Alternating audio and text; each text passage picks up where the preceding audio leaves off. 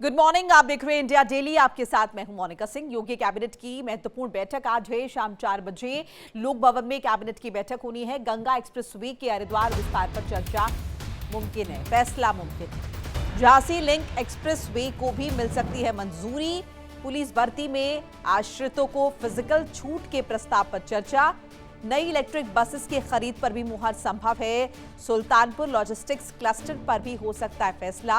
उत्तर प्रदेश में आज योगी आदित्यनाथ की अध्यक्षता में कैबिनेट की महत्वपूर्ण बैठक होने जा रही है। लखनऊ के लोक भवन में शाम 4 बजे होने वाली इस बैठक में विकास, इंफ्रास्ट्रक्चर और प्रशासन से जुड़े कई बड़े फैसलों पर मुहर लग सकती है।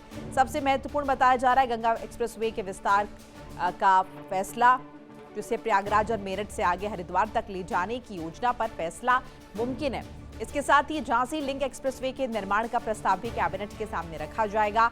आज पुलिस भर्ती में मृतक आश्रितों को उम्र के हिसाब से दौड़ और शारीरिक दक्षता परीक्षा में विशेष छूट देने पर भी फैसला हो सकता है। यूपी रोडवेज के बेड़े में नई इलेक्ट्रिक बसेस शामिल करने और सुल्तानपुर में integrated manufacturing and logistics cluster की स्थापना के प्रस्ताव पर भी चर्चा होगी।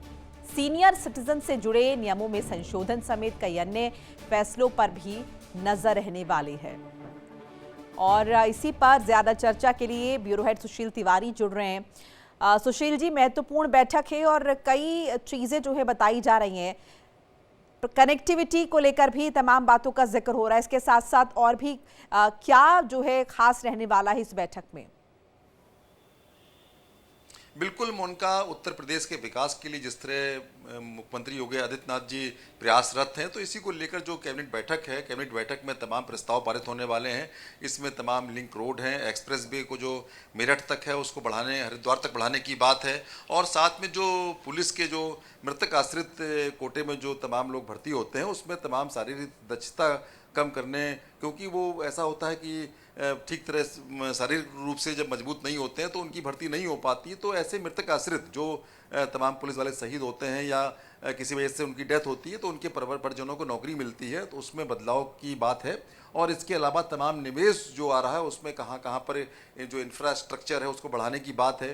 तो ऐसे में अगर देखा जाए, योगी आदित्यनाथ उत्तर प्रदेश में लगातार विकास के रास्ते पर चल रहे हैं, तो विकास के मुद्दों से जुड़े लगभग 15 से 19 प्रस्ताव आज इसमें पारित किए जाएंगे। और ये प्रस्ताव बहुत ही महत्वपूर्ण माने जा रहे हैं, क्योंकि जिस तरह योगी आदित्यनाथ जी जो पूरा एक्सप्रेस वे का जो रास्ता है, लिंक एक्सप्रेस वे हैं, तमाम उसको पूरे जिले से जोड़ने की बात कर रहे हैं। तो ये एक खाका जो है ज़मीनी स्तर पर उतारने के लिए ये एक जो महत्वपूर्ण पहल योगी जी की उसमें आज कैबिनेट प्रस्ताव में देखने को मिलेगी। जी मोनिका। सुशील जी, देखिए ये भी कहा जा रहा था कि प्रयागराज और मेरठ को, यानी कि जो वेस्ट इलाका है उत्तर प्रदेश का, उसको ईस्टर्न इलाके से जोड़ने की एक बड़ी पहल की जा रही थी। अब ये जो है कहा जा रहा है कि हरिद्वार तक इसको स्ट्रेच किया जाएगा, यानी कि आप अगर देखें तो इससे उत्तराखंड से भी कनेक्ट करने की प्लानिंग हो रही है।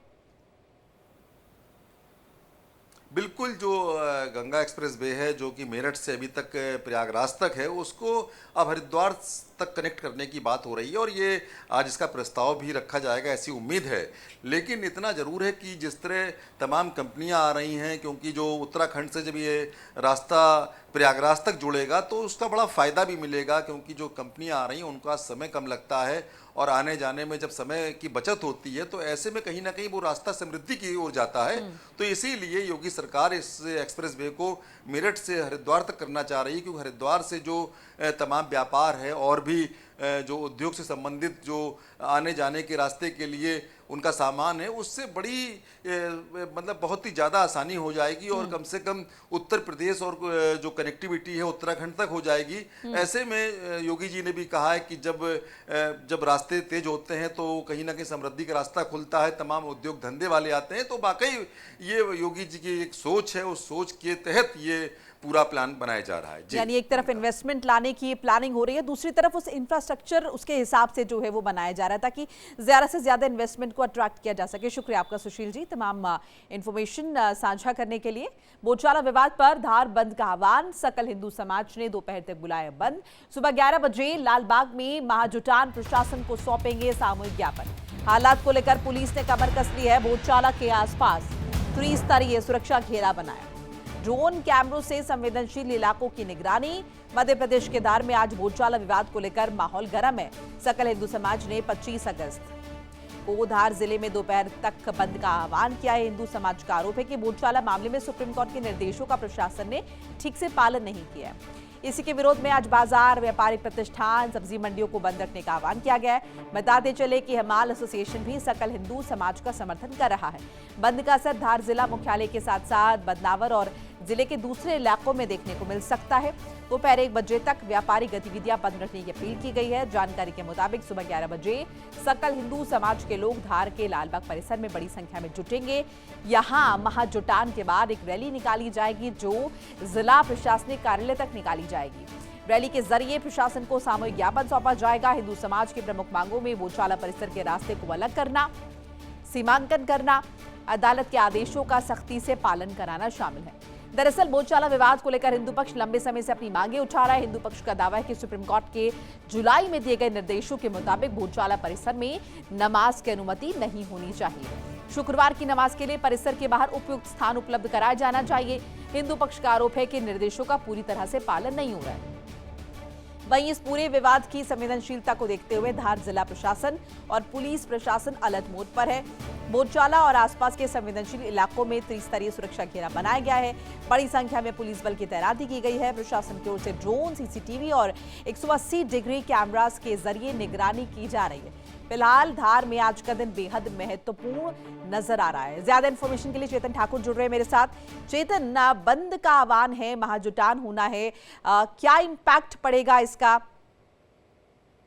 देखिए, सबसे बड़ी बात है कि इस तरीके से आज सकल हिंदू समाज का बंद का आह्वान धार में कर दिया गया है। और सबसे बड़ी बात है कि लगातार कई महीनों से विवाद चल रहा था, कई सालों से विवाद चल रहा था। जिस तरीके से निर्णय आया था कि यहाँ पर अब हिंदू पक्ष यहाँ पर बात करेगा, उन्हें जाने की अंदर जाने की अनुमति मिलेगी और मुस्लिम समुदाय वहाँ नमाज नहीं पड़ेगा। इसी को लेकर जिस तरीके से सुप्रीम कोर्ट में दावा पेश किया गया, सुप्रीम कोर्ट से जब ये निर्णय आया कि अब भोजशाला परिसर के पास में मुस्लिम समुदाय का वहां नमाज पढ़ने की अनुमति दी जाए। पर जिस तरीके से हम देखा था कि इस शुक्रवार को मुस्लिम समुदाय के लोगों ने वहां नमाज पढ़ी, नमाज पढ़ने के बाद हिंदू समुदाय में रोष व्याप्त था। इसी को लेकर आज एकजुट होकर पूरा हिंदू समाज वहां पर बंद करने का आह्वान किया गया। सबसे बड़ी बात है, सकल हिंदू समाज 1 बजे तक धार बंद रखे। जिस तरीके से वहां पर लगातार जिस तरीके से कई दिनों कल रात्रि से पुलिस दल वहां मौजूद था और ये आरोप जो है ये बहुत गंभीर हो जाते हैं, क्योंकि सीधे तौर पर हिंदू समाज ये आरोप लगा रहे हैं कि सुप्रीम कोर्ट ने निर्देश दिए हैं, लेकिन प्रशासन, एडमिनिस्ट्रेशन इन निर्देशों का पालन नहीं करवा पा रहा। जाहिर है इसकी वजह से अव्यवस्था का माहौल भी हो सकता है। देखिए, सबसे बड़ी बात है कि जिस तरीके से सुप्रीम कोर्ट ने जो निर्णय दिया था कि आप भोजशाला परिसर के पास में ही नमाज पढ़ाई जाएगी और भोजशाला परिसर के पास में आपको नमाज पढ़ाना, पर प्रशासन ने जिस तरीके से इसका पालन नहीं करा पाई। जिस तरीके से देखा था कि पुलिस बिल्कुल सटीक कहीं वहां पर नमाज पढ़ी जा रही थी, जिसके चलते उस समय भी कहीं ना कहीं कई हिंदू नेता थे जहां वहां मौजूद थे, उन्होंने इस मामले को लेकर लगातार प्रशासन से शिकायत कई बार पूछा, प्रशासन इस मामले का पालन नहीं करा पाई। इसी को लेकर आज कहीं ना कहीं पूरा हिंदू एक समाज हो रहा है। और एकल समाज मतलब जिस तरीके से देखा जाए तो आसपास नहीं, धार के पास जो आसपास के जिले हैं वहां से भी कई बड़ी तादाद में हिंदू वहां पहुंच रहे हैं। इसी को लेकर 1 बजे तक धार बंद रहेगा और धार के पश्चिम में जो लाल बाग है वहां पर सारा एकल समाज होकर वहां से कहीं ना कहीं एक इकट्ठा होकर एक जुलूस के रूप में निकलेगा। यानी जो काम प्रशासन को करना चाहिए था उस काम के लिए यहाँ पर हिंदू समाज के लोग आके आ रहे हैं और प्रशासन चाहते कि प्रशासन का ध्यान इस ओर जाए, वो इस मामले में गंभीरता दिखाए। शुक्रिया चेतन आपका तमाम इन्फॉर्मेशन साझा करने के लिए। सावन में मछली भोज पर सियासी घमासान, अयोध्या में कथित मछली भोज पर विवाद लगातार गर्माता जा रहा है। अजय राय के स्वागत में मछली भोज ने फूल पकड़ लिया है। सावन में आयोजन को लेकर सवाल उठे हैं। बीजेपी ने कांग्रेस पर हमला बोला है। सीएम योगी ने अजय राय पर निशाना साध दिया है। आस्था से खिलवाड़ हुआ, योगी आदित्यनाथ ने कहा। अजय राय ने आरोपों को खारिज किया है। अजय राय ने कहा कि मैं पूरी तरह से शाकाहारी हूं, सबूत दें, अगर दे देंगे तो इस्तीफा दे दूंगा। वहीं कांग्रेस ने बताया निषाद समाज की परंपरा। अयोध्या में सावन के महीने में हुए कथित मछली भोज को लेकर यूपी की सियासत गरमाई हुई है। मामला कांग्रेस प्रदेश अध्यक्ष अजय राय के अयोध्या दौरे से जुड़ा है। जानकारी के मुताबिक हनुमानगढ़ी में दर्शन के बाद एक स्थानीय स्वागत समारोह का वीडियो सामने आया, जिसमें मछली परोसे जाने का दावा किया जा रहा है। इस वीडियो को लेकर बीजेपी ने कांग्रेस पर निशाना साधा है। मुख्यमंत्री योगी आदित्यनाथ ने अजय राय पर तीखा हमला बोला है।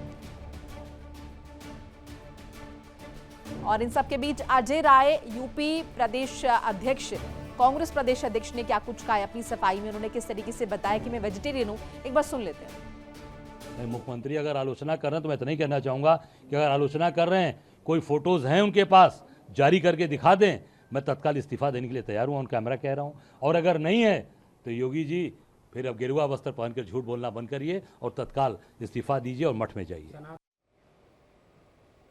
तो अजय राय के स्वागत में किस तरीके से यहाँ पर मछली परोसी गई और उसके बाद अजय राय ने कहा कि उन्होंने नहीं खाई है मछली और ऐसा कोई प्रूफ है तो पेश किया जाए।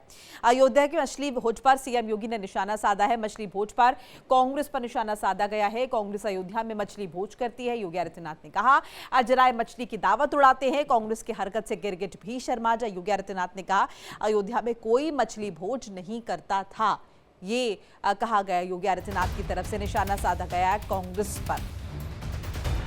तो कथित मछली भोज पर सियासी घमासान जारी है। निषाद कम्युनिटी का ये कार्यक्रम था जहां पर अजय राय को बुलाया गया था, वहां पर मछली भोज हुआ, जिसके बाद कुछ तस्वीरें सामने आई और विवाद गरमाया कि यहां पर मछली और भात परोसा जा रहा है, जिस पर अजय राय ने यह भी कहा कि वो वेजिटेरियन है, उन्होंने मछली नहीं खाई है। अब उन्होंने ये भी कहा है कि अगर कोई प्रूफ है, कोई सबूत है, तस्वीर है, वीडियो है तो ये पेश होना चाहिए, ये सामने आना चाहिए। वहीं योगी आदित्यनाथ किस तरीके से निशाना साध रहे हैं एक बार सुन लेते हैं। आपने कल देखा होगा कांग्रेस के लोग केवल विरासत का अपमान ही नहीं करते। कल कांग्रेस के प्रदेश अध्यक्ष का आपने आचरण देखा होगा। हनुमानगढ़ी में दर्शन करने जाते हैं और बाहर जाकर के मछली का दावत उड़ाते हैं, राम राम चिल्लाते हैं। बेशर्मी की भी एक सीमा होती है। किसने कहा था फिर मंदिर जाने के लिए? अरे जो खाना था बाहर खा लेते, अयोध्या के बाहर खा लेते, लेकिन उनके कार्यालय में ये है इनका दोहरा आचरण है। गिरगिट भी शर्मा जाता है इन लोगों के सामने, तो वो भी शर्मा जाता होगा कि मनुष्य के रूप में हमारी कौन सी ऐसी प्रजाति हो गई है कि जो वहां मंदिर में राम राम चिल्ला रहे हैं, बजरंगबली के सामने दंडवत होने का ढोंग कर रहे हैं, लेकिन बाहर जाकर के मछली की दावत उड़ा रहे हैं। और इसी पर ज्यादा इंफॉर्मेशन के लिए कौशलेंद्र जुड़ चुके हैं हमारे साथ, हमारे संवाददाता। कौशलेंद्र, अब अजय राय ने मछली खाई या नहीं खाई ये तो वही जाने, लेकिन मामले ने तूल पकड़ लिया और विवाद लगातार गहराता जा रहा है। जी बिल्कुल, देखिए मोनिका जी, मैं आपको ये बताऊं कि भारतीय जनता पार्टी से अगर हिंदुत्व और धर्म के मुद्दे पर अगर कोई पार्टी लड़ना चाहेगी तो कहीं न कहीं हार उसको जरूर मिलेगी, क्योंकि बीजेपी का जो शुरू से जो कदम रहा है उसको देखिए, उस पर अपने स्टैंड लेती रही। मुख्यमंत्री योगी आदित्यनाथ हो या बीजेपी के बड़े नेता हों, देखिए धर्म के मामले में उनको कोई हरा नहीं सकता है। वो भी अगर अयोध्या जैसे धाम में अगर ऐसी घटना होती है या जो वीडियो निकल के आते हैं या जो बात निकल के आती है, तो कहीं ना कहीं भारतीय जनता पार्टी इसको अतुल तो आगे देगी ही। जब राम मंदिर का निर्माण हुआ, आप पहले पिछला रिकॉर्ड भी देख लीजिए, राम मंदिर निर्माण के बाद जो है जब दर्शनार्थियों को लेकर आया तो कहा विपक्ष जो है दर्शन करने नहीं गया, चाहे वो समाजवादी पार्टी रही हो या कांग्रेस रही हो, उन सभी तमाम नेताओं को भारतीय जनता पार्टी ने अयोध्या के मामले में घेर लिया। तो धर्म के मामले में अगर अजय राय हो या कांग्रेस के कोई भी बड़े नेता हो, अगर बीजेपी से जरा सा भी भिड़ने की कोशिश करेंगे तो बीजेपी जरूर उसमें पटकनी देगी। अच्छा कौशलेंद्र, आपने धर्म की राजनीति का जिक्र किया कि इसमें बीजेपी को कोई हरा नहीं सकता। अब लेकिन ये निषाद समुदाय का ये पूरा आयोजन था, जिस पर संजय निषाद ने स्टेटमेंट भी दिया है कि ये उनकी जीवन शैली का हिस्सा है। निषाद समाज में मछली पाली जाती है, खाई भी जाती है। अब ये जो पॉलिटिक्स आप देख रहे हैं, इस पर इसका रुख क्या होता हुआ नजर आ रहा है आने वाले वक्त में? इलेक्शंस में ज्यादा वक्त नहीं है। जी बिल्कुल, देखिए आपने जो संजय निषाद, क्योंकि उत्तर प्रदेश सरकार में कैबिनेट मंत्री हैं और सहयोगी दल एनडीए के हैं, उन्होंने जो बात कही उस पर भी गौर करने की है। उन्होंने कहा कि हमारी परंपरा है मछली खाना, ये तो ठीक है, लेकिन एक शब्द उन्होंने कहा कि अयोध्या में अगर ऐसा हो रहा है तो वो बहुत गलत हो रहा है। तो ये चीज देखिए कि उन्होंने जो तर्क दिया है उस पर भी लोगों को चाहिए कि जो है कि सोचना चाहिए। और जो आयोजन करता है वो, क्योंकि वहां एक लान था, लान में स्वागत समारोह था, अगर अजय राय को जाना ही था तो पहले अयोध्या गए, वहां पे हनुमानगढ़ी में हनुमान चालीसा का पाठ किया, उसके बाद स्वागत समारोह। या स्वागत समारोह में आज के समय में एक फोटो एक वीडियो जब कोई वायरल होते हैं तो कहीं न कहीं नेताओं के जो आगे राजनीतिक करियर पे जरूर जो है स्थिति एक डामाडोल की बन जाती है। अब प्रदेश अध्यक्ष हैं, कम से कम उनको ये जानकारी होनी चाहिए कि हमारा कार्यक्रम कहां, स्वागत समारोह कहां लगा है। अयोध्या पंचकोसी परिक्रमा में मांस मीट की दुकानों को बंद कर दिया गया है कि इनसे 5 किलोमीटर दूर पे ही कोई काम होगा। तो देखिए वहां पे अगर अयोध्या में किसी लान में ऐसा कार्यक्रम स्वागत समारोह हो रहा है तो वहां पहले जाने से बचना चाहिए। आयोजककर्ता से बात करनी चाहिए थी कि मैं आ रहा हूं, वो भी सावन के महीने में। संत समाज यही तो कह रहा है कि अगर उनको स्वागत समारोह करवाना तो अयोध्या से बाहर करवा लिए होते, अयोध्या में नहीं होना चाहिए। तो देखिए राजनीति तो आगे अभी जाएगी और ये मामला कहीं हल्का नहीं होगा। ये जो है कांग्रेस के ऊपर डेंड करने जैसी स्थिति बन चुकी है। चाहे वो समाजवादी पार्टी भी उनके पक्ष में आ जाए तो समाजवादी पार्टी को भी भाजपा घेरने में कमी नहीं करेगी। बिल्कुल कौशलेंद्र, बिल्कुल बीजेपी लगातार हमलावर है, लेकिन अब ये जो दाव खेला है यहाँ पर अजय राय ने कि अगर कोई तस्वीर या वीडियो हो तो वो भी जरूर साझा करें ताकि इस मामले में फिर कांग्रेस को असल में घेरा जाए। बहरहाल शुक्रिया आपका तमाम इंफॉर्मेशन साझा करने के लिए। राम मंदिर चढ़ावा चोरी विवाद पर संतों की बड़ी बैठक, कंप्यूटर बाबा समेत कई संत आज अयोध्या पहुंचेंगे। सुबह 11 बजे संतों की महत्वपूर्ण बैठक होगी। कथित घोटाले की उच्च स्तरीय जांच की मांग की जा रही है। संतों ने सीबीआई जांच की भी मांग की है। चंपत राय, अनिल मिश्रा, गोपाल राव पर कार्रवाई की मांग। चंपत राय के नार्को और पॉलीग्राफ टेस्ट की मांग। बड़े आरोपियों पर कार्रवाई नहीं, ये संत ने कहा है। बैठक के बाद योगी आदित्यनाथ को ज्ञापन सौंपेंगे। रामलला के दर्शन कर क्षमा याचना करेंगे। राम मंदिर चढ़ावा चोरी से जुड़े कथित विवाद को लेकर अयोध्या में साधु संतों के बीच हलचल तेज हो गई है। जानकारी के मुताबिक आज सुबह 11 बजे अयोध्या में संतों की बड़ी बैठक है। कंप्यूटर बाबा समेत कई साधु संत बैठक में हिस्सा लेंगे। संतों की ओर से राम मंदिर चढ़ावा चोरी में कथित घोटाले की उच्च स्तरीय जांच और सीबीआई जांच की मांग की जा रही है। साथ ही चंपत राय, अनिल मिश्रा और गोपाल राव के खिलाफ कार्रवाई की मांग की गई है। इसके साथ संतों ने चंपत राय का नार्को एनालिसिस और पॉलीग्राफ टेस्ट कराने की मांग की है। आरोपी के एसआईटी ने मामले में छोटे आरोपियों के खिलाफ कार्रवाई की है, लेकिन कथित तौर पर बड़े लोगों पर कार्रवाई नहीं हुई है। हालांकि इन आरोपों को संतों के दावों के तौर पर ही देखा जाना चाहिए। इसके साथ साथ आज बैठक के बाद साधु संत मुख्यमंत्री योगी आदित्यनाथ को ज्ञापन सौंपेंगे। इसके साथ ही संत रामलला की पूजा अर्चना करेंगे और कथित विवाद को लेकर भगवान राम से क्षमा मांगेंगे। अब नजर इस बात पर है कि संतों की बैठक के बाद सरकार और राम मंदिर ट्रस्ट की ओर से क्या प्रतिक्रिया सामने आती है। अनुज कुमार मेरे साथ जुड़ रहे हैं। अनुज, 11 बजे की बैठक है, क्या उम्मीद हम इस बैठक में करें, क्या मथापच्ची होनी? क्योंकि नाराजगी तो संतों की हम लगातार देख रहे हैं और वो लगातार कार्रवाई की भी मांग कर रहे हैं। अब 11 बजे की इस बैठक में क्या रणनीति बनेगी, जिसके बाद ये जो मामला है ये और ज्यादा गंभीर होगा या फिर कहें कि इस मामले पर और ज्यादा जो है कहीं ना कहीं हलचल तेज होती नजर आएगी? देखिए सबसे बड़ी बात है कि जो चंपत राय हैं उनके नार्को और पॉलीग्राफ टेस्ट की मांग की जाएगी, यानी अपने आप में एक बड़ी मांग है। और दूसरी ओर देखा जाए तो संत समाज लंबे समय से कह रहा है कि चंपत राय हो, चाहे अनिल मिश्रा हो, चाहे गोपाल राय हो, इनकी भूमिका कहीं न कहीं इस पूरे जो विवाद है, कथित तौर पर जो विवाद है चढ़ावा चोरी को लेकर, इनकी संलिप्तता है और उसकी उच्च स्तरीय जांच होनी चाहिए और सीबीआई की भी मांग की गई। तो यानी आज की जो बैठक होगी अहम बैठक होगी, क्योंकि इसमें 11 बजे के आसपास समय बताया जा रहा है। कंप्यूटर बाबा समेत जो संत के समाज के जो बड़े अनुयायी होते वो इस बैठक में शामिल होंगे और उसके बाद जो ज्ञापन होगा सीएम योगी आदित्यनाथ को सौंपा जाएगा और पूजा अर्चना करने के बाद क्षमा याचना की जाएगी। यानी जो इस बैठक में सभी की नजर रहती है कि आखिर इस बैठक में क्या कुछ निर्णय लिया जाएगा। पर जिस तरह से संत समाज शुरुआत से ही आहत है कि अपनी जिम्मेदारी को देखते हुए जिस तरह से वहां पर शिथिलता की गई, यानी कमजोरियां की गई, लापरवाही में साफ तौर पर जो कमजोरी थी, जहां पे जिनकी ऊपर ये जिम्मेदारी थी कि किसी तरह की कोई भी हेरफेर ना रहे और वहां पे जो भी जिस तरह की चढ़ावा चोरी हो रही है उसकी एकदम पूरी सिक्योरिटी होनी चाहिए। पर कहीं ना कहीं छोटे लोगों पर कार्रवाई की गई, इससे असंतोष है सभी साधु संतों में। अनुज, क्या लगता है आपको, साधु संत जो मांगे रख रहे हैं, इन मांगों को सरकार द्वारा एक्सेप्ट किया जाएगा? क्योंकि जाहिर है संतों की नाराजगी तो मोल नहीं ले सकती सरकार, वो भी ऐसे मौके पर जब उत्तर प्रदेश में इलेक्शन होने हैं और जब विपक्ष लगातार हमलावर नजर आ रहा है इस मामले को लेकर।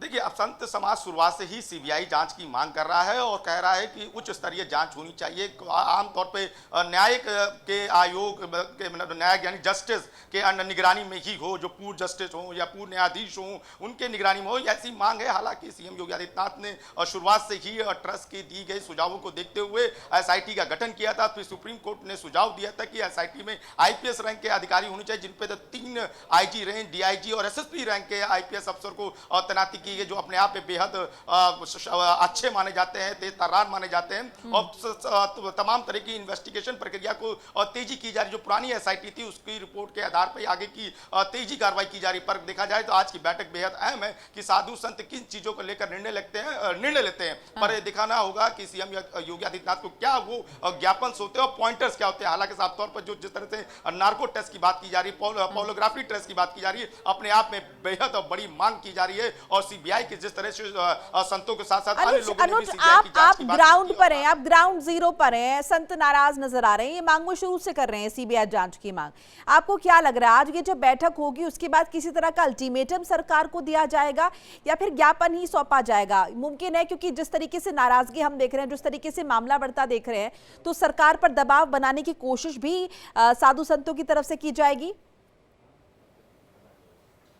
देखिए, सीएम योगी आदित्यनाथ खुद एक महंत हैं और चीज़ों को बेहद समझते हैं। और जब वो ज्ञापन आएगा उसके आधार पे ही आगे की और भी रणनीति में बदलाव, क्योंकि कोई भी नहीं चाहता कि साधु संत से किसी तरह का कोई मोल ले, क्योंकि उनकी बातों को अहम रखा जाएगा। और इस तरह से ट्रस्ट में जिस तरह से बदलाव होने हैं या ट्रस्ट की जो रूपरेखा वो भी एक अहम माना जा रहा है। क्योंकि देखिए, ट्रस्ट में जिस तरह से पुराने लोग शामिल थे, कैसे उसमें बदलाव हो, कैसे संतों का सबसे बड़ा हस्तक्षेप हो, जिस तरह से सीईओ की नियुक्ति हो रही है, उसमें तमाम तरह के इंटरव्यूज हो रहे हैं और वहां पे जो प्रक्रिया है ट्रस्ट में किस ढांचे में किस तरह से बदलाव हो, वो भी एक अहम है। और एक बड़ी चुनौती भी है जो सरकार के सामने, इस मामले को विपक्ष को नहीं थमाना है, तूल नहीं होना चाहिए और ये मामला जल्द से जल्द सॉर्ट करना है। शुक्रिया आपका तमाम इंफॉर्मेशन साझा करने के लिए। सीएम योगी से थाई राजदूत की शिष्टाचार भेंट हुई है। लखनऊ में सीएम योगी से मिली थाई राजदूत जवनाथ थांग सुमपत ने सीएम योगी से मुलाकात की है। 5 कालिदास मार्ग स्थित आवास पर यह मीटिंग हुई है। भारत थाईलैंड संबंधों पर सकारात्मक चर्चा हुई है। सांस्कृतिक और आध्यात्मिक सहयोग पर जोर दिया गया है। पर्यटन क्षेत्र में सहयोग बढ़ाने पर चर्चा हुई है। बौद्ध सर्किट को लेकर भी दोनों के बीच बातचीत हुई है। उत्तर प्रदेश में निवेश संभावनाओं पर भी मंथन। योगी आदित्यनाथ से मिली है भारत में थाईलैंड की राजदूत जवनाथ। सीएम आवास पर शिष्टाचार भेंट हुई है, तस्वीर आप स्क्रीन पर देख रहे हैं। भारत और थाईलैंड के बीच मैत्रीपूर्ण संबंधों को और मजबूत करने के साथ साथ आपसी सहयोग और सांस्कृतिक आदान प्रदान को बढ़ावा देने पर चर्चा हुई है। इंफॉर्मेशन के मुताबिक बैठक को दोनों पक्षों के बीच संबंधों को आगे बढ़ाने की दिशा में सकारात्मक पहल के तौर पर देखा जा रहा है। यूपी के लिहाज से भी मुलाकात महत्वपूर्ण है, खास है। दरअसल प्रदेश का थाईलैंड के साथ बौद्ध और सांस्कृतिक विरासत के जरिए पुराना जुड़ाव रहा है। कुशीनगर, सारनाथ, श्रावस्ती जैसे बौद्ध स्थलों को देखते हुए आध्यात्मिक और सांस्कृतिक पर्यटन के क्षेत्र में सहयोग की संभावनाएं महत्वपूर्ण है। वहीं यूपी और थाईलैंड के बीच व्यापार, निवेश और पर्यटन संबंधों को आगे बढ़ाने की संभावनाओं पर भी सकारात्मक संवाद की बात सामने आई है। हालांकि इस मुलाकात में किसी नए समझौते और निवेश की औपचारिक घोषणा होने की पुष्टि नहीं हुई है।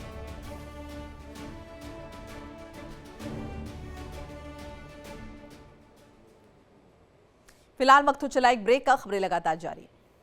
देखिए इंडिया डेली 24/7 अब आपके स्मार्ट टीवी पर।